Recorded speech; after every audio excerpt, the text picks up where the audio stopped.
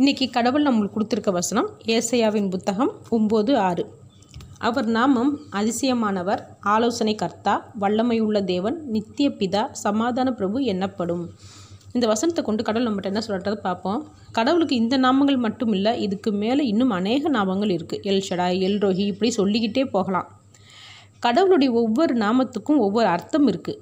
அந்த அர்த்தம் எப்படியோ அதன்படி அவரோட செயலும் இருக்கும். முதல்ல அதிசயமானவர் அப்படின்னா உலகத்தில் உள்ள அத்தனை படைப்புமே அதிசயம்தான்.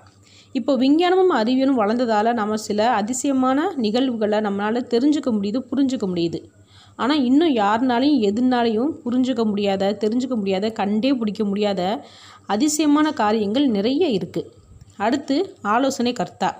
நம்ம எவ்வளவு பெரிய மேதாவிக்கிட்ட போய் யோசனை கேட்டாலும், இல்லை நாமளே பெரிய மேதாவியாக இருந்தாலும் நம்மளோட ஐடியா பல தடவை சரியாக செயல்படாது. நாமளும் நினைப்போம்ல, தெரிஞ்சு தானே பண்ணேன், சரியாக தானே பண்ணேன், அப்படி எப்படி தப்பாச்சு அப்படின்னு நினைக்கிறோம்ல. ஆனால் கடவுள்கிட்ட யோசனை கேட்டு செய்யும்போது கண்டிப்பாக அது சரியாக தான் இருக்கும். அடுத்து வல்லமை உள்ள தேவன். எப்பயுமே நம்மளோட எதிர்காலத்தை குறித்து யாருனாலையும் எதுவும் தீர்மானிக்க முடியாதபடி செய்கிற வல்லமையுள்ள தேவனாக இருக்கிறார். கடவுள் ஒருவருக்கு தான் தெரியும், எல்லாரோட எதிர்காலமும் கடவுளுக்கு மட்டும்தான் தெரியும். அடுத்து நித்திய பிதா. எப்பயுமே என்றைக்குமே முடிவே இல்லாத கடவுள். அவரோட செயலுக்கும் திட்டத்துக்கும் வல்லமைக்கும் அதிசயங்களுக்கும் முடிவு இல்லை. அடுத்து சமாதான பிரபு.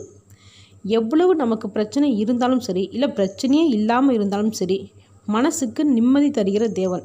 கடவுள் நமக்கு சமாதானத்தை கொடுக்காம இருந்தார்னா பிரச்சனையே இல்லாமல் இருந்தாலும் நிம்மதியாக தூங்கக்கூட முடியாது, எதையும் செய்யக்கூட முடியாது. அடுத்து எல்ரோய். எப்பயுமே நம்மளாக காணுகின்ற தேவன். அடுத்து எல் ஷடாய். சர்வ வல்லமை உள்ள தேவன். பாதுகாக்கிறதுல, ஆக்கிறதுல, அழிக்கிறதுல, இப்படி சகலத்துலேயுமே வல்லமை உள்ள தேவன்.